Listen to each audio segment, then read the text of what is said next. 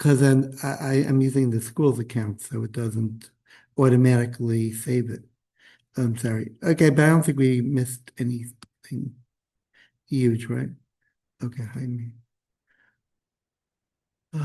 Okay, let's type another paragraph. I don't know. Okay.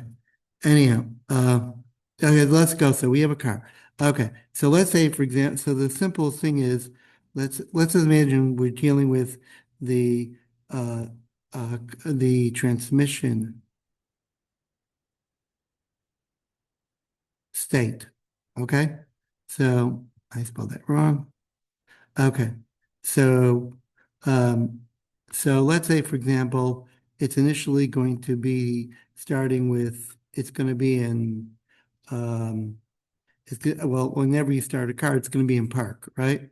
And then when you drive, and let's say you, let's do a void, public void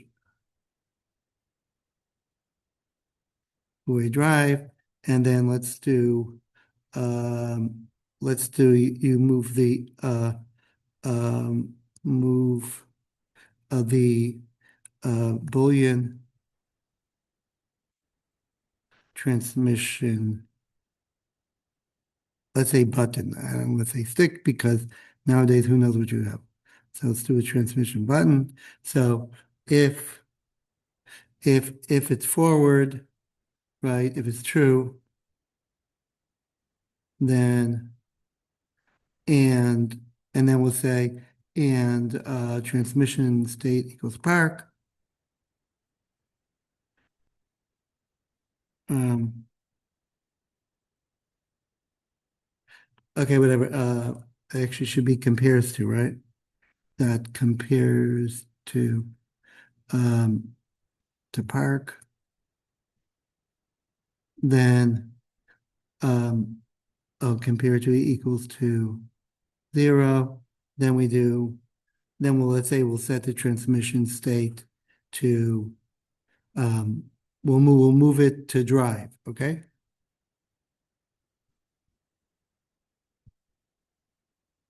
Um, and then we can say, if it's false and it's in park, then we'll go reverse, something like that. And then if it's not, if right, and it's in park, then we set it to go to reverse. Okay. And then what happens if you're in reverse? And then you push the button and then, so we have all these different if statements, right? Okay. So we have to, and then we have to deal with, um, so we continue with all the different possibilities, right? Right. So there's all right because we have three different, let's say we have three different states, and the button could be uh, true or false. So we have six possible things, right? So it ends up we could have like we might have a bunch of it, and this is only with three transmission states, right? Usually a car is more than three, right? It's more than drive. Usually there's um, it depends on, there's low, whatever. And some of them you could stick it into first or second, you could lock it if it's like icy or something like that. Um, Anyhow, the point is that the code gets very complicated, right? So the state design pattern is the point of it is to get rid of this complexity. Because anytime you have a lot of if statements, then there's a very good chance that you might say, oh, wait a second, we just installed another sensor, right? That we should stop automatically, right? So then we have to go through all this code over here and modify it for this new information, right? For example, let's say we have a Boolean um, um, what's it called? Object, a collision, whatever, right? Collision, um, warning or something like that. Or,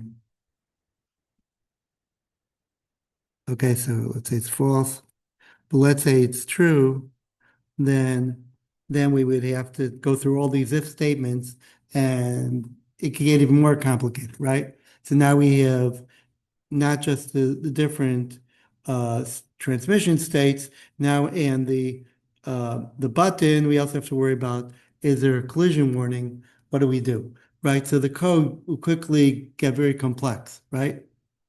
Right. So what, right, so the idea is that we would like to separate as much as possible to remove if statements as much as possible. Okay? If we could do that, right? Right. I'm not going to go crazy, but this type of code lends itself to when you make changes to missing stuff, right? Because it's is all these different if cases and now we have, we worry about collision warning going off, right? So what do we do then? So the okay, so the state pattern goes like this.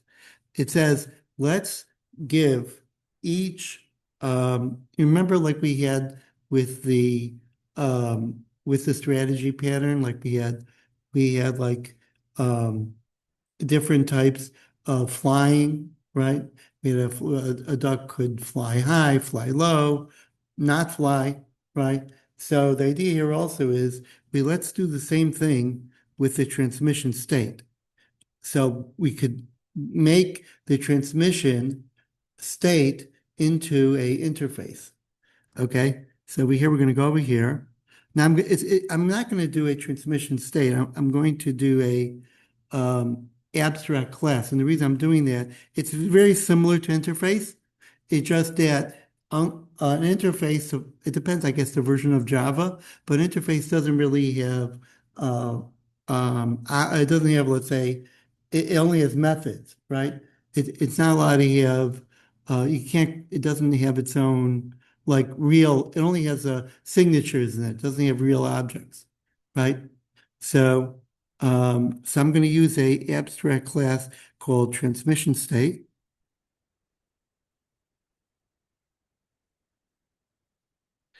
And I'm going to, I don't know why my left eye is like, okay. And, okay, and then make this abstract. So that means that it's not a concrete class. Remember that? And we said that an abstract class cannot be created. You can't with a new operator, right? It has to be like inherited. Okay. Okay. In other languages, it would be must inherit. I think in C# it's called that it must inherit or something like that. That in other words, it can't be created by itself. So basically, what I'm going to do is we're going to have all the transmission states are going to have we're going to have a pointer called next, right? And that's going to be null by default. And then we're going to have another one called previous, and that's going to also be null. Okay, so we have next, meaning it's pointing to the next possible transmission state. And the other one, previous, is going to be pointing to the previous possible state, right? And then and then over here, we would put the drive action, right? This would be abstract because, right, we're going to implement it in each specific type of transmission state. Okay, so we're going to have an abstract method called drive, and we're going to pass it the Boolean, uh, whatever, I forgot what we called it, this button over here, transmission button. Okay, so let's put that here. And I probably have to make this public. Okay, is it? What doesn't look like? Oh, I need to return type, void. Okay, so now we have, okay, so that's all we need, okay? So we have a previous, the next one, and then our current one, okay? And I left out we could put in also the other issue. We'll just say, collision, warning. Oh, where was it? If we have a collision warning, then we could also deal with that. Okay, so actually we'll add that here. So transmission button is either true or false, or we also have the collision warning. I spelled collision right? It has only one S, right? Not sure. Colli- I have two S's? No, it doesn't look good. Okay. Um, okay, so now we're gonna do is we're gonna create I'm going to create three different states. So I'm going to create the park state, and park is going to uh, extend the transmission state. Okay, so we have to implement the method, the drive method, and then we're going to have another transmission state called um, it could either be in park, uh, it could be a little bit confusing, or drive. The drive has a drive method, okay, and it could be in reverse, right? So it's going to extend transmission state, and then we also have to have this drive method, and then reverse.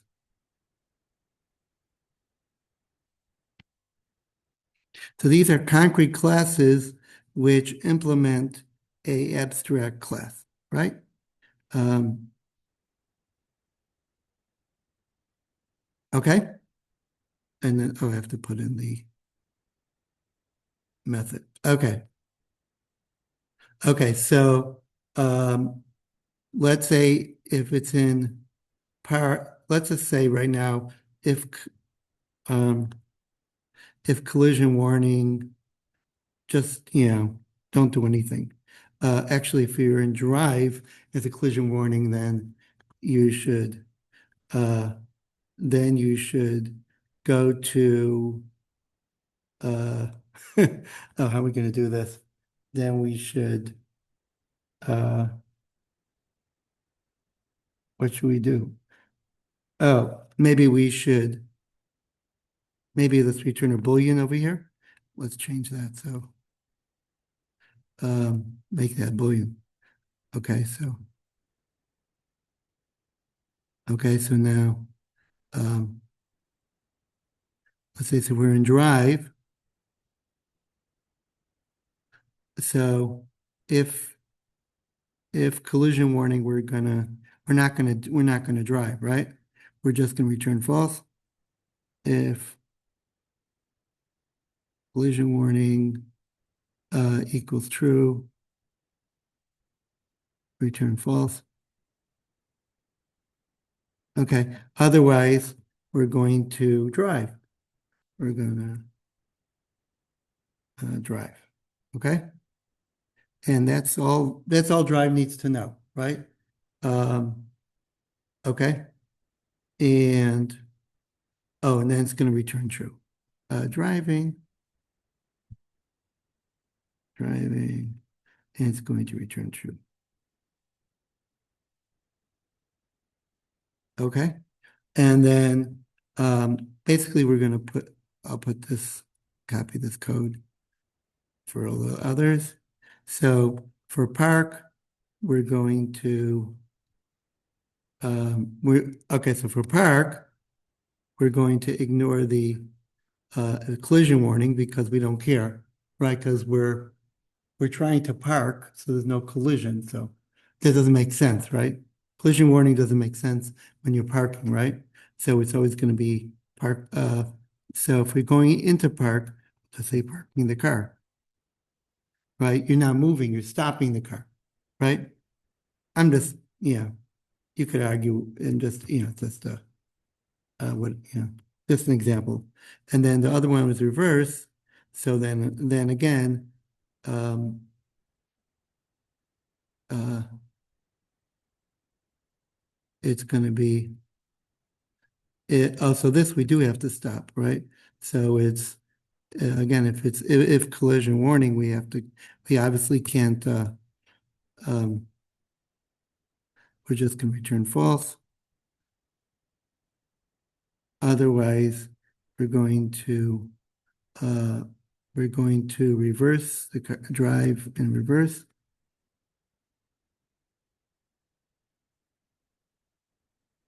Oh, I forgot to make these public.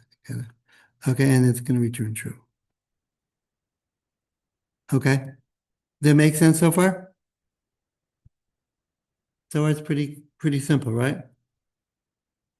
So basically, we put the logic for each state in a separate, right? Each state in a separate object, and then we just chain it up. So I just got to make sure one thing over here is I just realized this is let's make all these public because it's abstract, a little bit different than interface.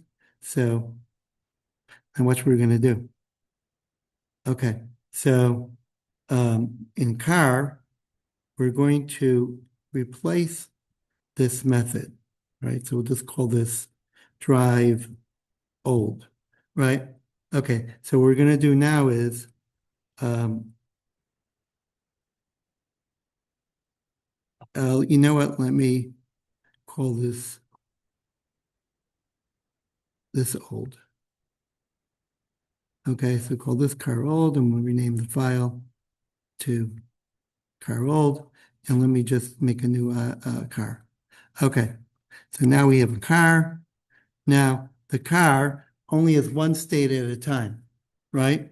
So let's make it private, and the transmission state is going to be, oh, so before I do that, I have to do, okay, so actually, it's okay. I won't set it. Okay, so in the constructor for the car, I'm going to create the, um, call this current state. Sorry about that. Okay, so in the constructor for this, we're going to public constructor, we're going to create our different so we're going to have we're going to have the um, so we're going to have the car not car the drive state uh, right, we'll call this drive state, and then this will be equal to new drive, and then we'll have we'll just do the other one is park state, right? It's going to be park, and this is going to be park state equals uh, to new park. And then we're going to have another one called reverse state, which is going to be a new reverse. Okay, we're nearly done. Reverse state is equal to reverse. Okay. Now here's the cool part. Okay, so we initialize these three states when we start up, and then in the constructor for car, we could do something like this. This is really cool. We're going to say that the drive state, in other words, if the previous No, it's if you're, I'm sorry, let's start with Park State. That's easier to understand. So if we start with Park State, so the Park State previous will be equal to what? Will be equal um, to the reverse state, right? Does that make sense? Right? If you're going, if you put you usually, I think most cars, right? If you want to go in reverse, you put it one way. If you want to go to drive, you do it the other way, right? So, so the, the previous state will be reverse, and the park state that next will be the drive state, right? Is forward, right? So if you're in park, right? So then, if you go push it one way, you go reverse, push it the other way, you go into drive. Okay? And then the other ones, so the other ones are all pretty simple. So and then in the reverse state that there's no next, right? Because if you're in reverse, you can only go back to park, right? So there's only a previous. So I'm just going to set, at least in my car, right? So reverse state previous will be equal to park state, and then the drive state previous, right? Because once you're in drive, there's nothing to go forward to. You can only go back to park, right? So that previous is going to be equal to, again, you could change all this. This is how it's hooked up. Okay. So I'm wiring it up. Okay. So that now it's really nice. So over here, if we go into take this method over here, let's say, let's say I want to drive the car. So I go over here and I do drive, uh, and I pass in, so I don't have to pass in the transmission state because, oh yeah, I forgot one thing. And then the current state is going to be equal to park, right? So we start out with the right, the car always starts out in park, right? Right in right. So the only thing we're passing in is there a collision warning. So we say like this, we say if um so I'm sorry. Uh, I'm sorry. No, we need both of them. No, I still need the other thing. Uh, I gotta pass in where is it? I gotta pass in the transmission button. Sorry about that. Still need that. Okay. So going back here. So we're passing in the transmission button. Okay. The collision warning. And then, I forgot to, oh, this should be void. Okay. So now, fix that. Okay. So now, if um,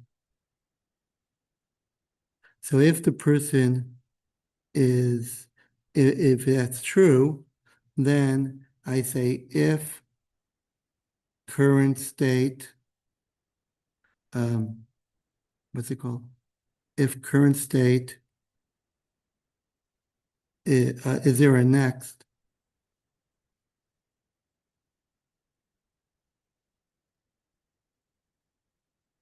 Is not equal to null, right? So in other words, if there's if there's a future state, then current state equals to that state, right? Current state. It's sort of like a list, right? It's a pointer basically, right? So if there's another state, then I go to the next state, right? If there's, and the same idea is over here. If not transmission button, and then I look at the previous, right? And if there's a previous state, right, then current state equals the previous one, right? And then once I did that, then I could, then I just say current state dot drive. I'm sorry, whatever state I'm in, then I just drive and I pass it. Um, oh, I see. Wait a second. This doesn't need to know the transmission button. Ah, I see. I made a mistake. Just needs to know about that. Okay. That's what I have to take out. Okay, sorry about that. Right, it's not using that. It's not using that. It only uses this. Okay. And then park doesn't use that. I should have noticed that. And then reverse doesn't use that. Okay. So back to our car. This is pretty cool. So basically we pass in the collision warning and then it does what it does, right? So basically it starts out in park and so if we change it, if the transmission button is true, then it tries to go to drive, right? Otherwise, if it's false, it goes to previous. So let's just try this real fast. And why is it giving me that error? Because I need um, another bracket. Okay. Let's try this in main. So it should really be. So say car equals to new car. And then we say car dot drive and we pass in true because we want it to, and then collision warning is false, let's say. And then let's try again. Now it shouldn't do anything the second next time, right? Because we went from park and then if we do, right, so over here we're trying to shift forward twice, which won't let us do. So if we do this, it'll just stay it'll just stay in drive, right? I hope so. If we did this right. So what doesn't like? Uh, I put too many of these. Okay. Uh, where's me?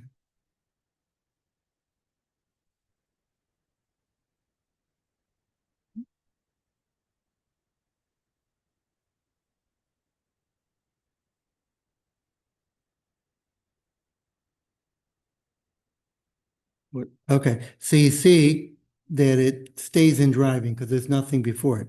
But if we do false, if we change if we do this twice false, it's going to go back into park and then it's going to go into reverse, right? So we could go, if I set this to false, right? So it's going to go first back into park and then it's going to go into reverse. So something like this. So try this one more time. You'll see that. Right. So first we went from park to drive, then it couldn't go anymore, so it stopped. But then we set it to false, so we went back to park, and then we set false again, and it put it back into reverse. Okay?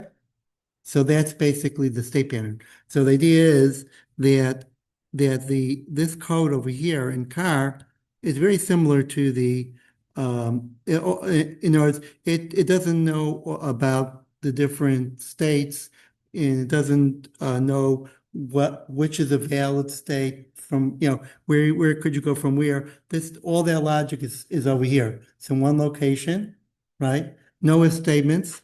And all it knows is if the transmission button is If you want to go to another state, I'll put you there. I'll make that the current state. And if you want to go to previous one, right, if this is equal to false, just in case it's not clear, right? So then if that's true, then I'm going to try to set the current state to the previous state, and then I just call my drive method, whichever state I'm in. Okay? Pretty cool, right? I think it is. So you could keep on adding more states, and what this code will never change, right? I mean, you would have to maybe over here add it a little bit, and over here you'd have to hook it in, but that's about all. In other words, the actual drive code over here and the code over here for park and reverse, that code is never going to change, right? Doesn't need to change, right? So if I just, so when it's really easy to add more states. So a typical use would be really good use of this would be like for a game, right? Do you want to add, let's say, another level? So each level could be another state. So, and then you have like a method called play. And then, so let's say you have 4 states. It's easy to add another state without, messing everything up, right? All you would is, right, you just have to stick it in the main, um, you just like we did over here into the main car state, would have to, hook it in to with the other states somehow that, but we don't have to change anything else, right? The drive method over here or the play, and this would be a game, this would be called play, so that would, stay the same, right?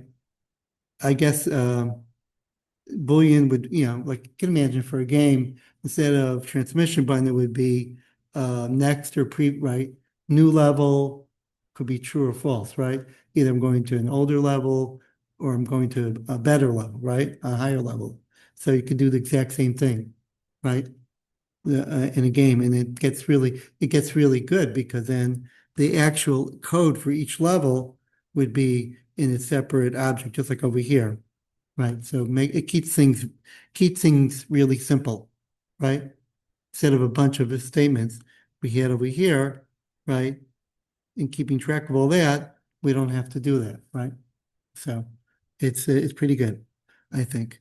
So that's the state pattern, okay?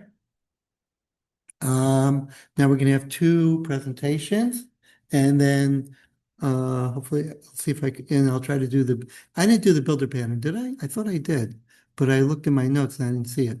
Did we do it? Well, I'll do it again if you don't remember. Did I do it? I don't think I did. Maybe I didn't. Okay, so we have 2 presentations quick, please, and I'll try to do the builder pattern kind of fast. So we'll end up with, we'll end up with the I will have all the design patterns for everybody to do. Oh, wait a minute, we have somebody here. Uh, did uh, somebody invited? Uh, there's no one here, right? I mean, no one in the waiting room, right? Is someone in the waiting room? No. Okay, good. Okay, would have told me. Okay. Okay, so, okay. I'm just going to hide this and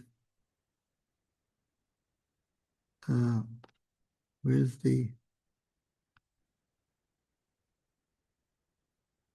what happened to the hide meeting control? Uh, what happened to didn't we have this before, the hide meeting controls?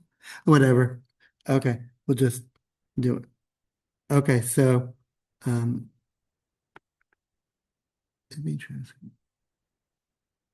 It's being transcribed, great. Okay, so we go to here.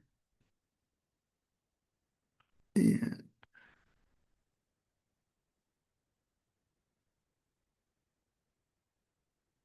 we go to, okay, so who's doing next? Another 2 people. Okay, try to finish it by 9:30, okay? So we'll have time to do the public hearing. Right, what about? Okay.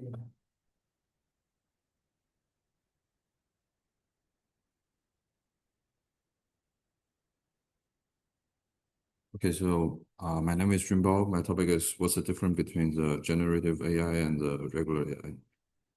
So for the regular AI, it's more like the classify, identify, or predict the data based on existing patterns. So we have some samples here like AlphaGo. It's defeating the world champion in the many Go matches. The goal is to predict the which move should do have the highest winning rate uh, during the game. And also for the regular AI, we have face IDs to it wants to get your facials and to make sure next time you have the right person or it only have the judgments so for yes and no's. So and also we have the TikTok algorithm or YouTube or some recommendation things. So those are depends on how many time you watch the video, how many uh, minutes or seconds you watching it. So it's gonna recommend more similar information or not. So it's more have like a super tool, extremely specialized on the data they have and then have the next move. And then for the generative AIs, so it have two kind of. So one was transformer architectures. This is the cornerstone of the currently large language models like ChatGPT, Gemini, Claude. So the greatest things of this is have the memories. Can get the very old information you ask and connecting to the current question you give him. And another one is more usually on the pictures and videos. It's the diffusion models. So it make a picture have a gauss mosaic, and then they can train in it, make it more to reverse the diffusion to make a new picture or a new video. So usually the first one was Sora, and after it's not making any money, so the most newest one is like Cdance from China. And so what's the basic difference between the generative AI and the regular AI? So we have a great example with this Tesla FSD. So it was a regular AI. So in version 11, it or older, so it was charging the way it drive or stop is depending on if it see a red light or a person, so it's gonna stop in like 10 inches or 15 inches and something like that. After that, they have a lot of data. They're training the new kind of generative AI. So in version 12, 13, or 14, they have more habits like human.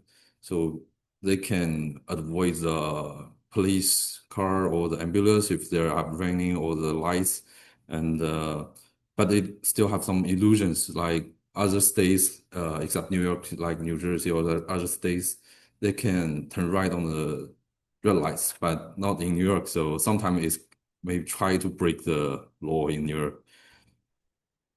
But that's a little better than the regular one. And there's a lot of difference on their how they're making profits. So for like regular AIs, they normally work as a part of a whole system. So like Face ID on the Apple iPhone things or the Macs or the algorithm on the softwares. They're not really making profit. They just make you using their tools more comfortable. So for generative AI, the most common way they make profit is like they have a different version, like the performance are different. Like you can ask 20 questions if you are a free user. If you like pay their subscription fees, you can ask like 200 a month or even expensive. It's like 100 a month. You can like ask infinity questions or something like that. Also, they do some API on tokens. So some company use the AI to do the job instead of the people. So lot of companies are cutting people out.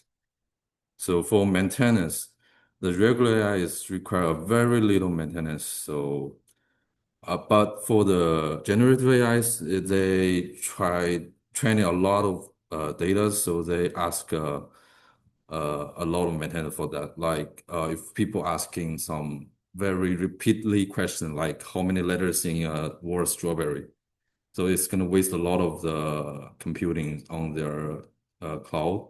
So they're gonna have to do some maintenance to reduce the computing power on that. Or sometimes people asking some tricky questions like on the ATM line, I want to deposit $100. The front guy want to withdraw $100. Is there a way to do it better, like to trick the AI? Or like, can we do like the separate change? But obviously that's not.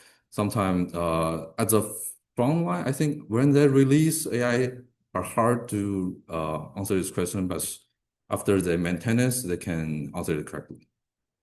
That's it. Thank you.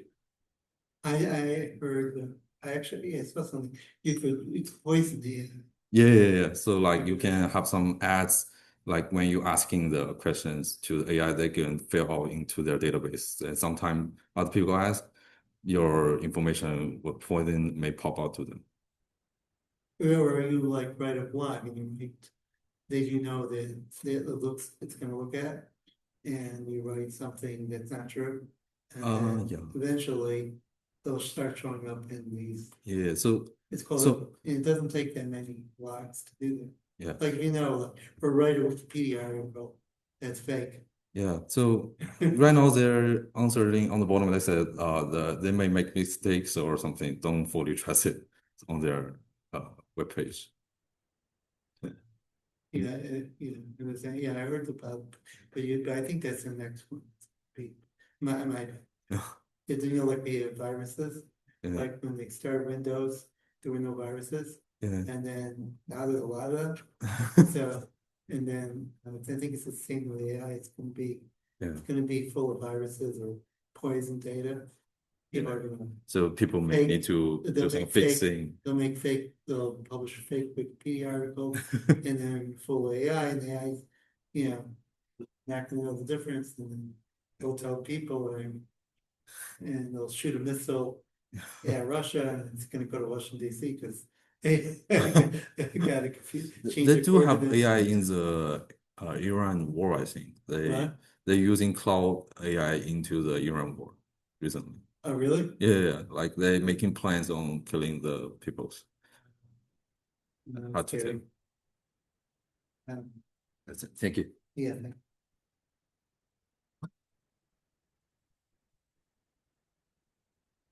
By the way, I used it a little bit, tried using a little bit of work, and so far it's been pretty much a waste of time. Yeah. I mean, it does stuff, but like the amount of time it easy takes. job they can do. What? The like little like CS one person they can do it easily, but you did harder or larger project they can. Yeah, I mean, like, what seems simple to me, it's very hard for me to. It's more like the use model. What? Like they get filled a lot of data, so they have a lot of easy coding inside. So normally the easy question can be they just work. Uh-huh. Like, I just wanted to change the background of the report. The background color, and crazy. Yeah, I'm sorry. All right, so good evening. Today I'll be presenting the importance of planning for disaster recovery, which is the ability to restore access and functionality to IT infrastructure after disaster event. Disasters can be internal or external. It's the ability to be able to resume business operations, and hence this is why disaster recovery can be considered part of business continuity, which is the ability to restore consistent operations after a disaster occurs. So through weather, through IT issues, or even human error. It's important to plan for disaster recovery because you want to protect data to ensure minimize data loss and ensure quick recovery. Reduce financial impact because ultimately, when there's a disaster, it can be kind of costly to recover. As mentioned before, ensure business continuity, maintain reputation, and most importantly, adhere to data privacy laws and industry standards. In fact, it's actually in fact many laws and many practices require that many businesses have disaster recovery plans. So it's important to implement one as soon as you can. When it comes to making a disaster recovery plan, it consists of 5 steps. And the idea is to have a solid plan to get critical applications and infrastructure up after and running after an outage. This includes risk assessment, ultimately identifying potential threats. 2, business impact analysis, determine what happens when there is a disaster. DR planning, which outlines the steps to be taken before, during, and after a disaster. 4, implementation, which includes creating systems and testing systems. And finally, testing and maintenance, updating the DR plan as necessary. An effective data recovery plan is preventative, detective, and corrective. When it's prevented, it ensures that your systems are as secure and reliable as possible, using tools and techniques to prevent disaster from occurring in the first place. When something is detected, it's important that for rapid recovery, you'll need to know when a response is necessary. These measures focus on detecting or discovering unwanted events as they happen in real time. And finally, for corrective measures, these are aimed at planning for potential disaster recovery scenarios, ensuring backup operations are in place to reduce impact, and putting recovery procedures into action to restore data and systems quickly when the time comes.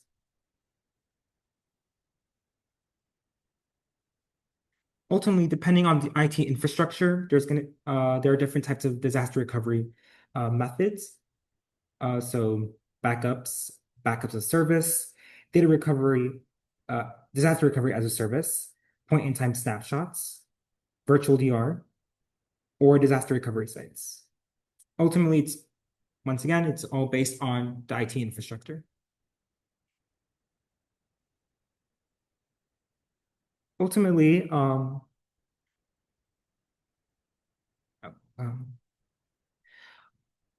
when creating a disaster recovery strategy, it contains on 2 key metrics, which is recovery time objective, which is the maximum acceptable length of time that systems and applications can be down without causing significant damage to the business. And finally, recovery point objective, which is the maximum age of data you need to recover to resume operations after a major event. And that's it. Right. Do you think that because of all these big, data centers, everything is concentrated in one spot? It's actually more, more like everything is in one spot. You know what I mean? Like all these data centers, like everything's in, maybe it's like more. Use like the same city, like where near the offices, like near the company. I'm sorry? No, like when you like the data center is like inside of the same city as the company, the tech company. Oh, I don't know. I'm just saying big data, maybe it's for AI. I don't really. Don't they have like these huge data centers? Oh, yeah, there is, but They're using up all the electricity. yeah, and it's really causing a lot of environmental impact and really hurting the local flora and fauna. But besides all that, isn't it also like putting all the data together in one spot? Making it like one. Yeah, in a sense, it happened with a lot of cloud-based systems like, Yeah. Gemini and a lot of ChatGPT. It goes down, you mean? I mean, if like one from one of those places goes down, like that's it. All the hope is that there's multiple, but then there's another issue of like, more environmental Right. impact. Yeah. Heck, I'm surprised nobody burned down an AI data center yet, considering Burned that. down. Even like missiles on the data center on database.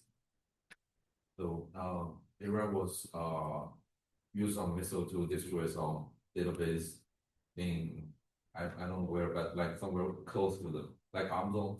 Oh, maybe someone has secret information that they want getting out. No, this is take out the whole base. It's even worse. It's even like more important to consider that when it comes to like data regarding students, underage students. Recently, the New York City Department of Education, their data is constantly being hacked, and a lot of data about, underage children are constantly Well, sure. being spread out. It's like, Yes. yeah, I'm glad I age out of the system, but as a future teacher, I'm actually gonna go back and see and Well, hoping that my data is safe. and if by now the Russians don't have everybody's or Chinese, everybody's information, I'd be shocked. They don't have your social security number and your birthday and somebody has it. Yeah, thank you. Okay. Okay, let's see. Okay, I'll start with the builder pattern and I guess, okay, so we'll just start with this. So, sure.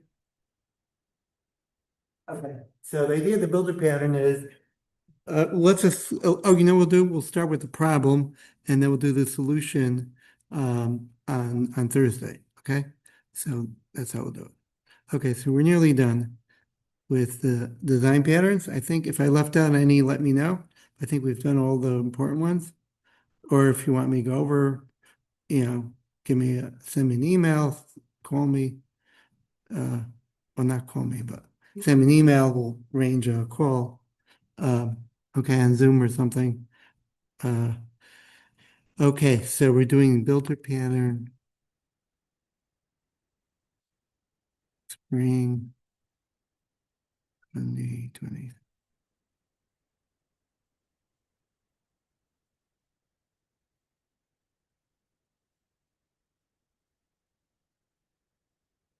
Okay,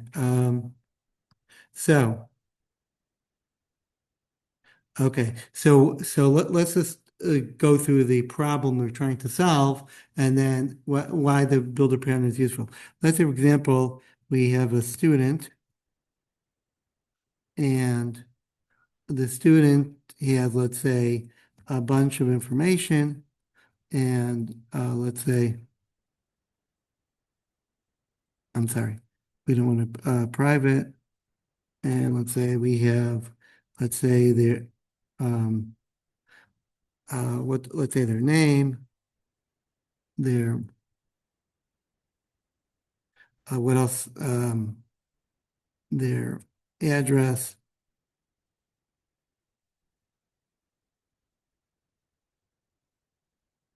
and maybe their age.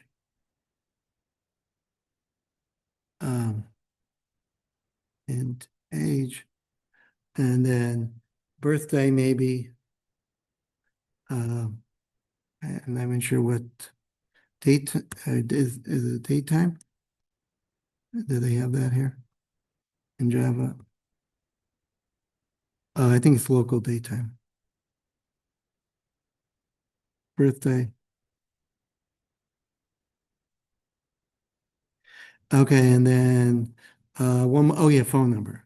Of course, if the phone number, that's a phone number. Okay. Oh, and also email, of course. Okay, this is like basic information, right? Okay, so now let's say I imagine I have a constructor and it's going to set all these values. But the problem is that there's all these values to pass in. And first of all, it's kind of a long list, right? To pass in, right? And number two, it's also, we're not really sure what's really important. Like, is age important or is address? I mean, maybe you would say that if I know their birthday, why do I need their age? Whatever. I'm just saying, but it's not clear by looking at this what's really important, what's significant, what's not. Okay, so there's basically two problems that we're trying to solve. So problem number one is we don't understand which data is important. Right? Oh, yeah, I'm sorry, there's three problems. Okay, sorry, the three problems. The biggest problem is this one, is that the number one, we don't understand which state is important. Number two is a much bigger problem is that there a constructor in Java will always there's no return value, right? Why is that? Because it always succeeds, right? There's no false, right? So a constructor will always, but let's say it has bad data. So we even if we have bad data, the student will still be created. That's not good, right? There's no checking to make sure that the that we have valid information, right? We're just creating because we're just passing information to a student object and we're creating it, right? So that's it's a very big problem, right? Right in Java. I mean, the question is it in Java because I don't know other languages, but I don't know why they did that in general. Why did they always make constructors succeed? I don't know why they always, but that's part of Java and C++ and C Sharp. I don't know. For some reason, it always succeeds, right? You can't like we'd say it failed, right? I mean, you could throw an exception, but that's not, yeah, that's unusual. So that's the only way you could really fail, right? Um, and then number three is that it's the when there are many parameters, it gets confusing, right? Because right, if you have to pass, let's say, how many of these? 1, 2, 3, 4, 5, 6, 7. 7 parameters. That's going to get confusing. Just I might put the phone number for the email or something like that by accident, right? You might get confused. Man, if there's even more parameters, right? It could get very confusing. So, okay, number 3 isn't the worst one, but 2 is, and also 1 is, right? These two are main nodes. Number one, we have no understanding of the data, right? We just know that this object wants the stuff. Which of it's important? Let's say I don't know the email. Should I create the student or not? Should I pass in a blank? I don't know, right? Is age important? Is the address important? I don't know, right? So that's number one. And number two is again is they'll always be created, even if I know it's bad. Even if I check over here and say, hey, this is bad, they're still going to create the object, right? There's no way not to. So, and 3 is we just said this is is there a way we can make it less, when you create this object, let's say it needs, like how else do we do it? Like how do you we want all this data when we create it, but it's a lot of data to put in there, and we ourselves could get, accidentally transpose let's say the phone number in the email, right? The end of the thing could accidentally put the wrong stuff in the wrong position and not realize it till later on. Okay, so is there a better way to do it? Okay, so that's number 3. Okay, so with that, we'll do the solution on Thursday. So stay tuned for the solution, okay? So see you on Thursday and have a good night and stay cool. Tomorrow's going to be the warmest day, I think, right? The warmest April. Oh yeah, tomorrow's the April 15th, right? So I think in New York, I think. Professor, I have a quick question. Yeah. What? I have a quick question. Yeah, sure. Go ahead. Okay. So, is the final is like May 26th or May 19th to make sure? I don't know where did does it say it somewhere? Yeah, it just says on first, like when it's time, like a few weeks before, they'll tell us. Oh, it does say it on CUNY first? Like if you go past schedule. Yeah. Yeah, Like, say, date and time. yeah, okay. Okay, I'll look it up. I mean, I don't know when it is supposed to be. What's the question anyhow? Oh yeah, I just want to make sure when is the like exams, like 19 or 26. I'm sorry? I just want to make sure the exam date, is it like Okay, I have to look May it up. 19? I'll look up and we'll talk about Thursday. Okay, we'll fix the issue. Okay, Okay. Okay, see you Thursday. all right, see you. Okay, stay cool. Mm. Okay. Okay, yeah.